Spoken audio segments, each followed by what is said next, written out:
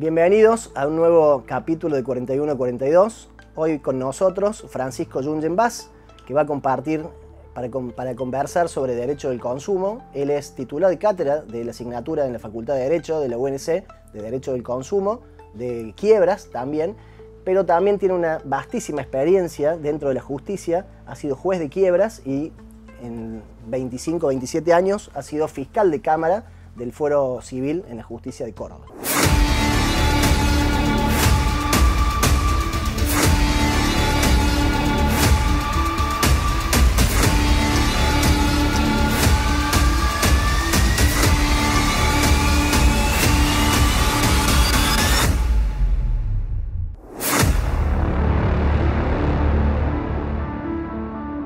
Bienvenido, Pancho, querido. Hola, Federico, ¿cómo estás? Un placer encontrarnos de nuevo. Una vez más, compartiendo actividades con el Club de Derecho, así que muy agradecido que sigas confiando en nosotros. Efectivamente, realmente la vocación por el derecho y por un mundo más justo siempre está presente, así que es relevante tocar estos temas que son importantes para la gente común, ¿no es cierto? Pancho, esto que decís vos justamente es de llegar a la gente, salirnos un poco del ámbito abogadil, del ámbito de la justicia, y yo quería disparar con algunas preguntas que a la gente le va a interesar mucho. Vos contanos, desde el lado de la quiebra, desde el derecho concursal y derecho del consumidor, ¿cómo vinculamos estas ideas porque en otros episodios hemos hablado de los consumidores hipervulnerables y el sobreendeudamiento? Entonces, ¿cómo ves vos, desde tu experiencia y tu estudio y tu ejercicio, esta figura del sobreendeudamiento, los consumidores hipervulnerables y esta afectación al patrimonio que se da desde el derecho concursal? Bueno, es uno de los problemas más difíciles de tratar porque, aunque el derecho del consumidor tiene una normativa rica y donde falla el derecho del consumidor es en la aplicación concreta. Es decir, que hoy la gente no comprende lo que son sus derechos sustantivos justamente porque va a un supermercado y las cajas atienden de cualquier modo. No hay cajas de atención primordial o prioritaria para determinadas situaciones como maternidad, discapacidad, etcétera, etcétera. Eso no existe. Cuando hay, por ejemplo, en una entidad bancaria, lo mismo hay que hacer unas colas extensas, ¿no es cierto?, que pasan cualquier tipo de lo razonable. Pensemos nomás en la cola de los jubilados, que tienen que cobrar la jubilación y que hacen cuadras, ¿no es cierto?, para cobrar una mísera jubilación. Bueno, todo eso hoy está tutelado y ese tipo de conductas no son legales, están prohibidas. Claro. Sin embargo, la gente no tiene otra salida que aceptarla, ¿no es cierto? Y bueno, la problemática de un mundo como el nuestro, muy globalizado en los negocios, donde la tecnología no ha ayudado. ¿Y por qué no ha ayudado? Porque uno se compromete en un contrato sin tener clara conciencia de los alcances del contrato, porque uno va por ejemplo, un cable, que cómo no voy a tener cable para ver televisión o para tener un poquito de internet, porque mis hijos, mis nietos, lo que fuese, ¿no es cierto?, necesitan trabajar con una computadora. De pronto, ¿no es cierto?, los servicios que se prestan son muy caros.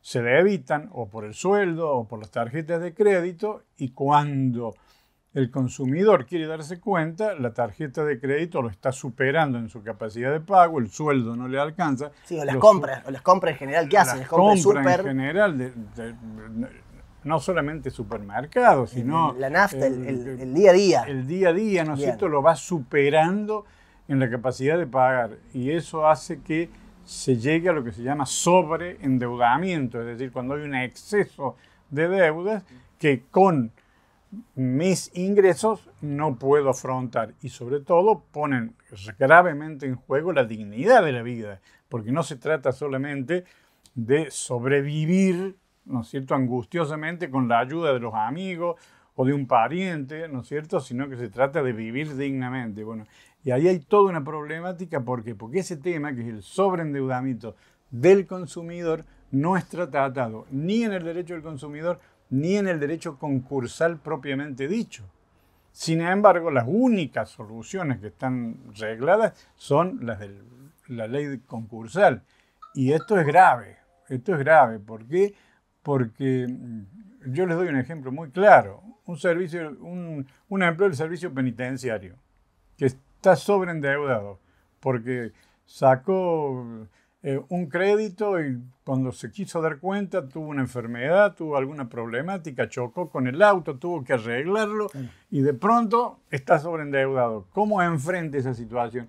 Y bueno, tiene que ir a un juzgado de quiebra, como decís vos, en realidad un juzgado concursal de competencia especial y presentarse.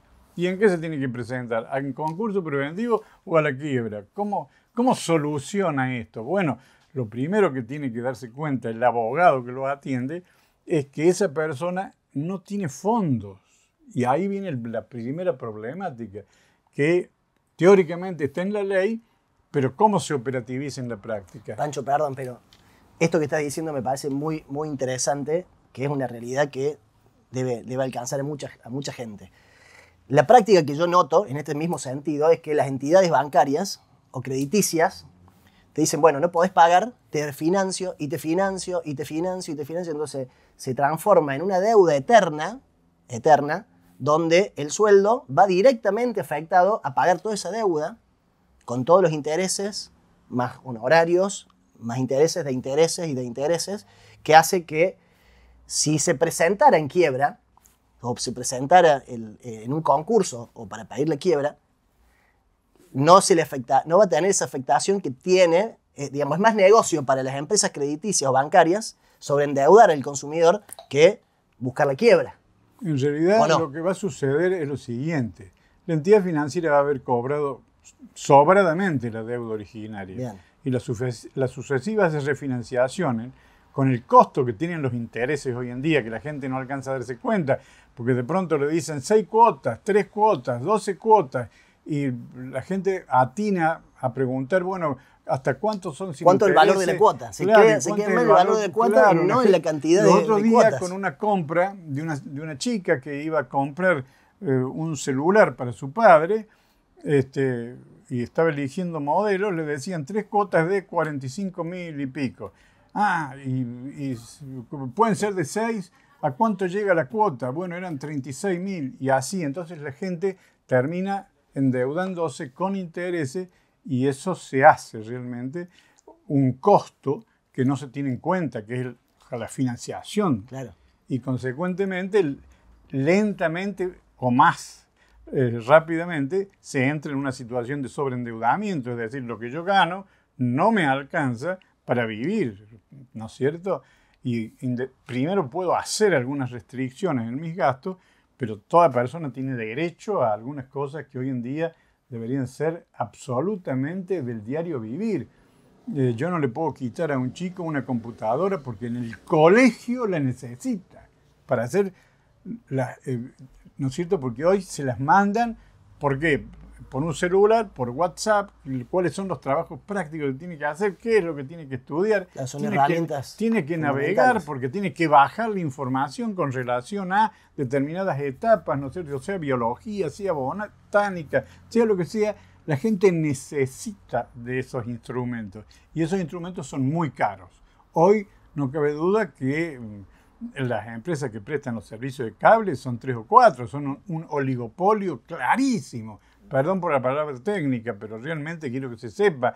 A ver, el precio ya está convenido de antemano y consecuentemente no hay forma, realmente esto de que el mercado va a ajustar los precios no es una realidad, porque ese grupo empresario ya se ha puesto de acuerdo sobre las tarifas y cómo va a cobrar y de qué manera lo va a prestar el servicio. Pero servicios que se prestan muchas veces en forma muy deficiente. Todos saben los microcortes o los cortes que hay de Internet y todo con todas esas consecuencias. Y bueno, ir digamos, a reclamar es también una tarea ímproba. Cuando uno está en la calle, miren, yo he estado 40 años en el Poder Judicial, pero cuando uno vivencia todas esas realidades de la calle, se da cuenta que el hombre común, ¿para qué va a reclamar? si sabe que le cuesta más ir a reclamar, poner un abogado en funcionamiento y todos los trámites que supuestamente tiene la justicia, dice en defensa de los intereses del ciudadano, lo cual no es tan así, ¿no es cierto? Yo no digo que hagan llamar a fe, pero indudablemente no se facilita el acceso a la justicia, que es un derecho humano fundamental. Entonces, lo primero, derecho humano, el acceso a la justicia. Hay que facilitarle a la gente común esta alternativa. Y consecuentemente, si estoy sobreendeudado, yo tendría que poder comparecer ante el juez, de explicarle la situación, y se tendría que convocar a todos los acreedores, pudiendo ya no nombrar los actuales funcionarios de la ley de quiebra, que todos sabemos que se llaman síndicos concursales, que tienen una visión muy economicista. Claro. Y entonces lo que les interesa es cobrar. Y aquí lo importante es conciliar una alternativa con dignidad humana y que respete la vivienda, por ejemplo, y que respete también algunos bienes que son imprescindibles, o sea, que son los que nosotros llamamos inembargables. Pancho, yo de todo lo que estás diciendo, yo quería volver un poquito para atrás, que me parece muy interesante todo lo que estás planteando, que es esta figura del sobreendeudamiento, que yo recién te preguntaba si no veías que a las empresas les es más rentable, es más negocio que sobreendeudar al consumidor que entrar en un concurso de quiebras, que liquidarlo, que ejecutarlo, ¿me entendés? Me parece a mí, la opinión mía, ya digamos, te adelanto mi conclusión, es que es más negocio. Yo te lo pregunto a vos, a ver si Masi coincidís conmigo con la idea. Pero perdóname, déjame que te cierro la idea. Es más fácil sobreendeudarlo y, por ejemplo, muchos bancos que cobran los sueldos directamente, el que te sobreendeuda es el que es donde tu empleador te paga o por donde cobra el sueldo. Entonces ahí lo primero que hace, el banco cobra primero toda la plata y después los 2,50 pesos le quedan al consumidor. Entonces esa sería una forma de afectar esa porción inembargable que tienen los trabajadores con su salario. Porque no podés, si vos lo fueras a ejecutar, no vas a poder embargarle todo el sueldo al trabajador. Entonces, de esa forma, las entidades crediticias o bancarias lo esperan más, lo van financiando, lo van como que te meten debajo del agua cuando estás por morir, te saco. Y después te vuelvo y después te saco. Y por te eso voy es que prolongando más la agonía. Por eso es que normalmente el consumidor, cuando va con un abogado, se presenta directamente en quiebra. ¿Para qué?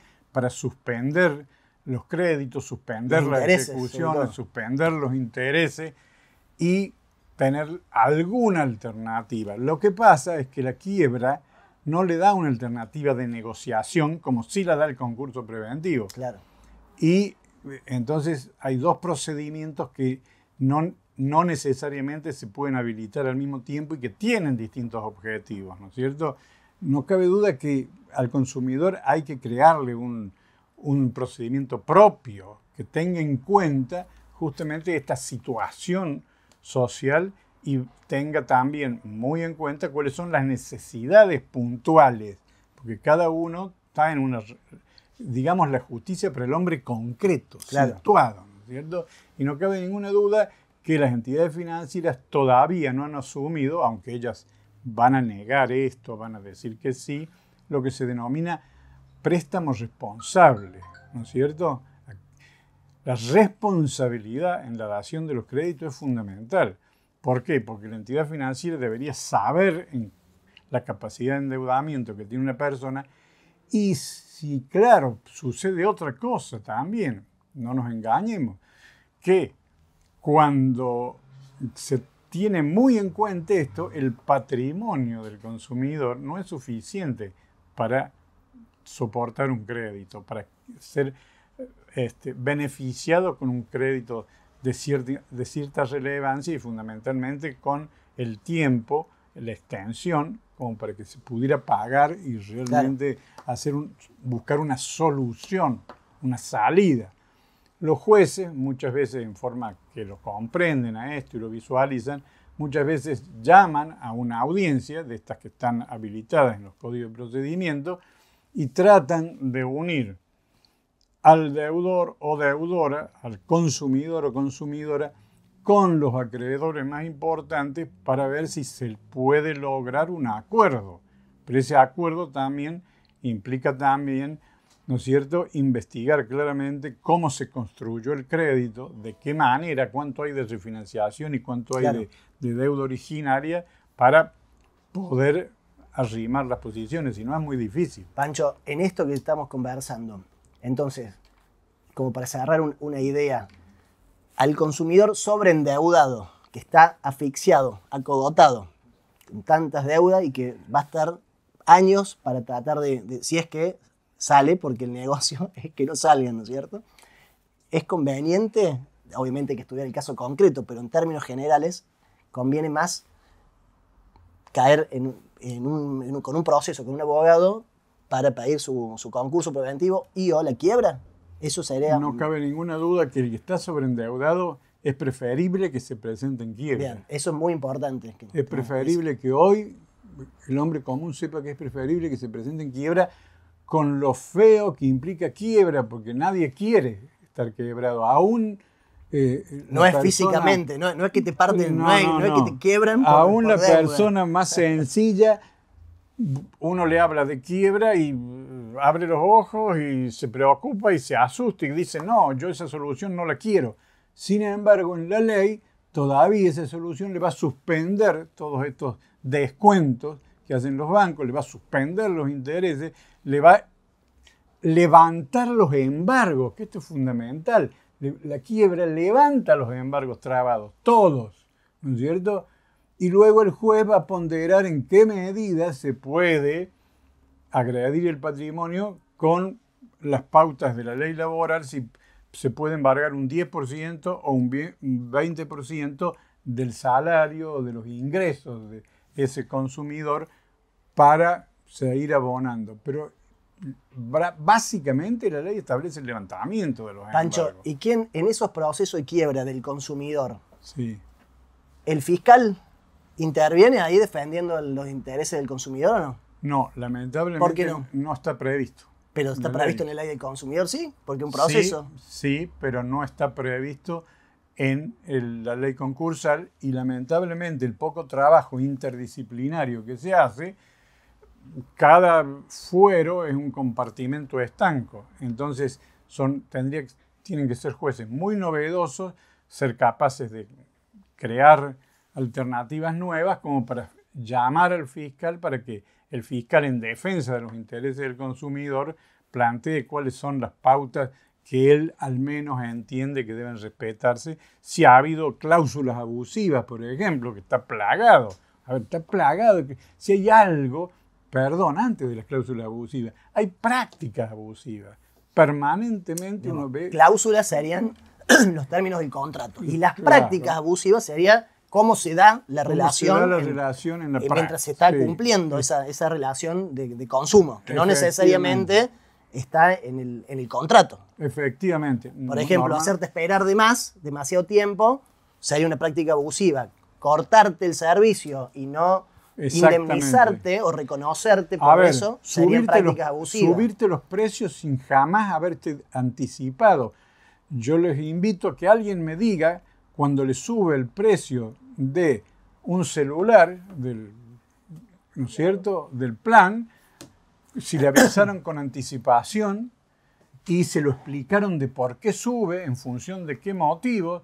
No, porque los precios suben por el ascensor y normalmente los salarios por la escalera, como se dice. Entonces, está clarísimo, ¿no es cierto?, que todo eso lo hacen unilateralmente. Bien. Los otros días, no voy a nombrar la empresa, pero una empresa modificó, ellos dicen que reformularon para mejor el sistema de software que tenían. Pero entonces, al renovar ese sistema de software, se cayeron un montón de conexiones que tenía el usuario. Por supuesto, ninguno se molestó en llamarle y decirle, mire, vamos a ayudarle a que usted pueda conectarse de nuevo a Netflix o a Disney o a tal lado o a tal otro. No, por supuesto que no. Y para colmo, ustedes saben que si hay algo que es totalmente abusivo y que debería darles la vergüenza, no solamente a las autoridades de control, sino a esas empresas, es cuando uno quiere llamar, ¿no es cierto? No solamente va a dar con una línea rotativa, sino que las opciones que da, ninguna es la que pueda habilitar el interés. No, necesito una apoyatura técnica, pero ahora para poder conectar bien el servicio. No existe esa opción, ¿no es cierto? Las opciones que existen es, quiere comprar una nueva línea, tiene un problema técnico, tiene un problema administrativo. Pero no está ahí prevista pero esa no está opción. prevista la opción, entonces la gente se desconcierta y no sabe cómo hacerlo, ¿no es cierto? Eso es muy serio. Y vuelvo a decir, lo hacen unilateralmente. Sí, tal cual. El problema que tiene el consumidor es que virtualmente en la práctica no puede hacer nada porque necesita elementos probatorios. El famoso tema que el aparato judicial exige pruebas. Pero claro, todos estos atropellos, porque son verdaderos atropellos a la dignidad de la persona, ¿no es cierto? Y prácticas abusivas, ¿cómo hago para dejarlas asentadas? ¿Sí? ¿En qué momento entró?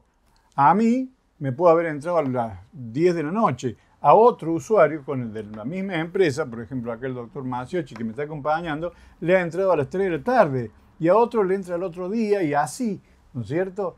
Y por supuesto, como no ha tenido una notificación ni una explicación previa, siempre uno está sorprendido.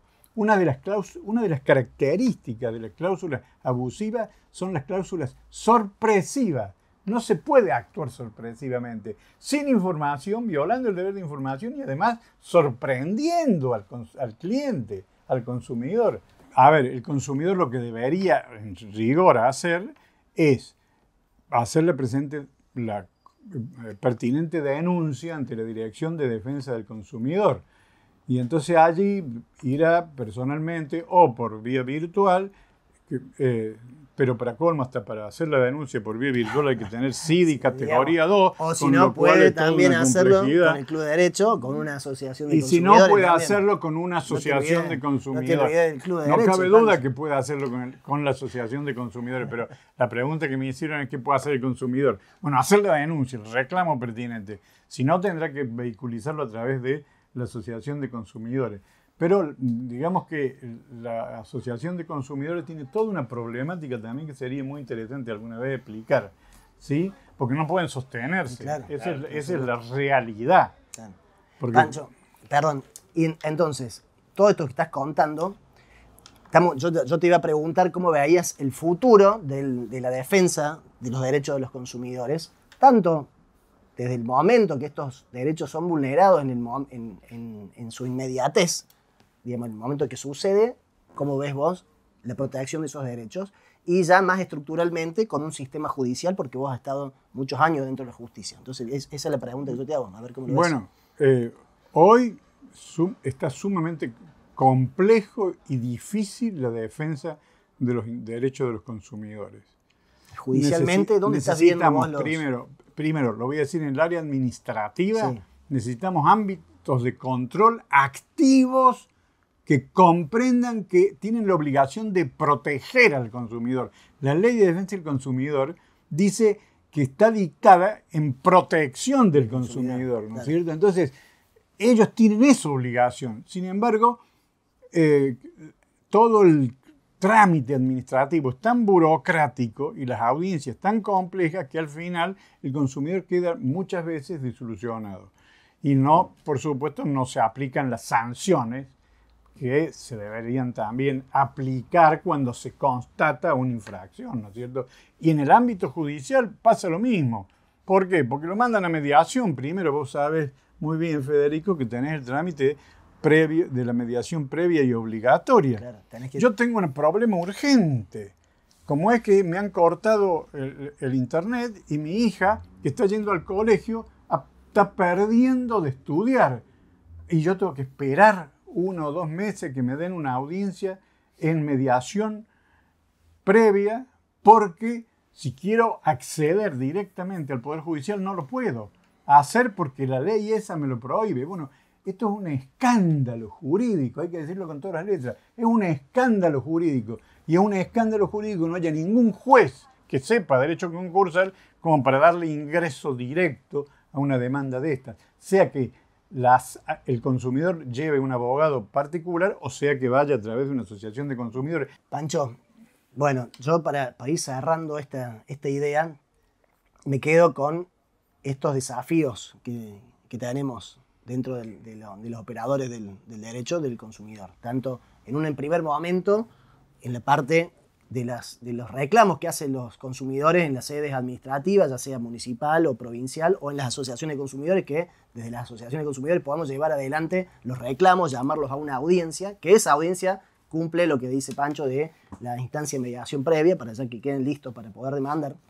Y desde el lado del Poder Judicial, me quedo con que, si bien hay ciertos mecanismos que pueden favorecer al consumidor, o instituciones o institutos... Los mecanismos son retaseados permanentemente, quiero que quede absolutamente claro. En Córdoba se retaseó el beneficio de litigar sin gasto, es decir, el beneficio de gratuidad que está en el artículo 53 de la Ley de Defensa del Consumidor, declarándoselo inconstitucional porque se dijo que era una facultad tributaria de la provincia, lo cual es opinable, pero en caso de opinabilidad hay que ir a favor del consumidor, no en contra del consumidor.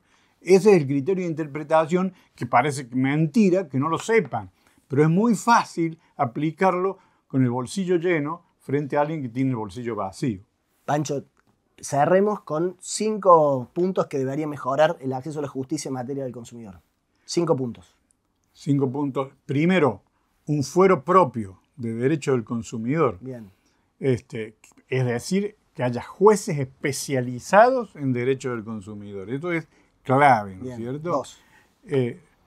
Lo segundo... Concurso, en la parte concursal. En la parte concursal hay que habilitar un procedimiento especial, y hasta que llegue el procedimiento especial, porque modificar una ley... En Mendoza está la quiebra del consumidor. Claro, en Mendoza está la quiebra del consumidor, pero se da toda la puja de quienes lo declaran inconstitucional porque ha sido introducida por ley de la provincia y no de la nación, y como es un problema de naturaleza sustantivo, ahí entonces, perfecto, en materia de... Punto 3. El segundo punto es darle intervención al Ministerio Público Fiscal, aún en los actuales procedimientos. Bien. ¿Para qué? Para escuchar a alguien que se va a tratar de operativizar el principio protectorio de los consumidores. Otro punto. ¿Cierto? Otro punto es que la oralidad, ¿no es cierto?, que es hoy el sistema que rige y que está ganando terreno porque es un buen sistema, más rápido, tiene celeridad, etcétera, etcétera, tiene que tener muy en cuenta la situación de la inversión de la carga probatoria. A ver, ¿quién debe probar? Ahí estamos hablando de un chino básico. Para la gente. Bueno, inversión de la carga probatoria. A ver, ¿qué es lo que quiero decir? Que el consumidor, al igual que el trabajador, va y dice qué es lo que ha sucedido. Y quien debe probar que no ha sucedido así es el empresario, lo que se llama el proveedor, ¿no es cierto? El empresario debe probar que actuó en derecho y llevar todos los elementos que demuestren que contradigan lo que dice el consumidor. Bien. Y el último punto, Pancho, gratuidad. Y el último punto, gratuidad. Indudablemente es clave, ¿no es cierto?, el beneficio de gratuidad para los consumidores. Hay que pensar que es la diferencia estructural o la diferencia de fuerza, que eso se va a entender mejor, ¿no es cierto? La posición. A ver, si yo entro en un supermercado, a ver, ¿qué puedo negociar? No puedo negociar nada, tengo que levantar el producto que necesito y el precio que necesito. Lo más que puedo hacer es pasar de una primera marca a una segunda marca, y a lo mejor me voy a otro supermercado, el mercado chino, que es más barato para comprar un arroz que yo pueda solventarlo durante todo el mes, lo cual realmente permite ver, ¿no es cierto?, que los controles no existen a nivel administrativo, no existen a nivel comercial, y la justicia necesita pisar la realidad. Los grandes maestros siempre han enseñado que cuando el derecho y la realidad se divorcian, el sentido del derecho se pierde para la gente, y la gente que reclama justicia no advierte, ¿no es cierto?, por qué no le llegan las soluciones. Por ejemplo, las soluciones tienen que ser a tiempo. Claro. Vos me decías, un punto, a tiempo, basta de esperas, ¿no es cierto?, por distintas excusas procedimentales. Yo necesito la solución hoy, no, es decir, ayer, cuando tuve el problema, no después de todo un largo proceso. Bien. Y, bueno, sí. ¿Y? No, iba a agregar que es cierto que está el debido proceso, también es un poco chino básico para el hombre común, pero que el derecho de defensa debe respetarse, etcétera, etcétera. Pero aquí, por eso es que yo hablaba de la inversión, es decir, pero acá el derecho de defensa hay que saber ponderarlo, hay que poder... A ver, quien debe ser defendido es el consumidor, es la parte débil. Y el proveedor tiene suficientes armas, en el buen sentido de la palabra, ¿no es cierto?, para defenderse y hacer todo lo que sea necesario. Pero además, los jueces deben aplicar las sanciones que están establecidas en la ley concursal y que hoy se aplican en alguna medida. Hemos visto algunos fallos, pero después de mucho tiempo de litigar, es imprescindible que sean realmente ejemplificadores. Todos tenemos que prestar atención, pero a ver, si yo hago un clic, no me di cuenta que contraté y que me metí por un año en un contrato que es virtual, que no tiene elementos probatorios fáciles. ¿Qué hago en la computadora? Está el derecho de arrepentimiento también, que es muy importante saber que eso podemos dedicar otro capítulo para hablar del derecho de arrepentimiento. Entonces, hoy en Córdoba hacen falta asociaciones de consumidores. Yo terminaría diciendo, en Córdoba hacen falta asociaciones de consumidores, pero hace falta una política pública de tutela del consumidor y que promueva y cuida a la asociación de consumidores. ¿Y por qué? No es por cuidar a determinados abogados, sino porque son los instrumentos que la ley ha pensado, ¿no es cierto?, para defender. Es lo mismo que un día nosotros dijéramos, no hay más sindicatos. Los borramos de la ley. En Argentina no hay más sindicatos. Sería una enormidad, porque Pancho, el trabajador es la parte débil, debe poder asociarse. Yo le agrego un punto más a esto. Cuando no tenés organismos públicos que ejerzan activamente la defensa de estos derechos, tanto de ambiente como de consumo. Si vos no tenés un defensor del pueblo, por supuesto, que sería la figura clave. A ver, y el mismo Ministerio Público. ¿Por qué no inicia acciones el Ministerio Público? En materia de ambiente, que es lo tuyo, a ver, está muy legitimado por el artículo 30 de la Ley General del Ambiente, señor. Cuando hay una violación realmente ambiental, debería iniciarse de oficio. ¿Por qué no se inician de oficio? Y porque los poderes no quieren que se inicie de oficio. Realmente le producirían una complejidad enorme. Y si no, lo que conoce muy bien aquel doctor Maciocchi, porque lo ha llevado, el tema de los basurales de Córdoba y todo lo que significó, dónde lo ubico, cómo lo ubico, cuándo no afecto el ambiente, ¿no es cierto? Bueno, en derecho del consumidor pasa exactamente lo mismo. Lamentablemente hay que cambiar la mentalidad de la judicatura en ese aspecto. Y obviamente, una última palabra que es más difícil todavía, y hay que hacer una judicatura independiente. Bueno, gracias, Pancho. Yo cierro a lo que vos decís, que comparto todo lo que estás hablando. No, cuando vos decís que hace falta de que el juez y el proceso del consumidor, cómo debería ser el ideal, yo siempre cuando me toca intervenir en procesos de consumo o en los casos ambientales, yo digo, a un juez laboral jamás se le va a cruzar por la cabeza, por ejemplo, cobrarle al trabajador para admitir una demanda. Ya se me van a decir porque está en la ley, está exento. Pero esos son principios, el principio de la gratuidad del proceso laboral. Un oficio, tramitar un oficio de embargo, lo que fuera, ya viene porque un proceso laboral va a ser todo gratuito. Y está bien que sea así. Nadie lo va a discutir. Pero esos mismos principios o de la manera que son aplicados en materia laboral, resulta que cuando nos vamos a los nuevos derechos que son transindividuales muchas veces, por lo que es por lo menos en ambiente, y en consumidor, cuando se trata de derechos individuales homogéneos, esos casos colectivos que no afectan a uno, sino a todo un grupo de personas indeterminadas, ahí cuesta a los jueces hacerlos entender, digamos, cuesta porque no es que les cueste entenderlo, creo que de entender todos entendemos perfectamente, ¿no? Hay una resistencia a la aplicación de eso. Entonces, digo, yo, además de todo lo que vos decís, yo agregaría ese desafío futuro, que es que la justicia ya se ayorne a la realidad actual, digamos. Esos mismos principios que son aplicados en materia de los procesos laborales, por ejemplo, en las distintas ramas del ejercicio de la profesión, en materia de ambiente, consumo, es como que yo noto que estamos un poquito, viene lento la cosa. En derecho laboral te van a decir que estás prohijando la industria. La industria del juicio. La industria del juicio. Y es todo lo contrario. Para que quede bien claro, hay que prohijar un mundo más justo, sin que nadie pierda, que todo sea ganar, ganar, como se dice normalmente. No se trata de sacarle a quien tiene para darle al que no tiene. No, se trata de hacer un mundo más justo y este es el término y el camino que nos espera. Gracias, Pancho, por la visita. Nos vemos el próximo capítulo. Por favor, a tus órdenes. Muchas gracias.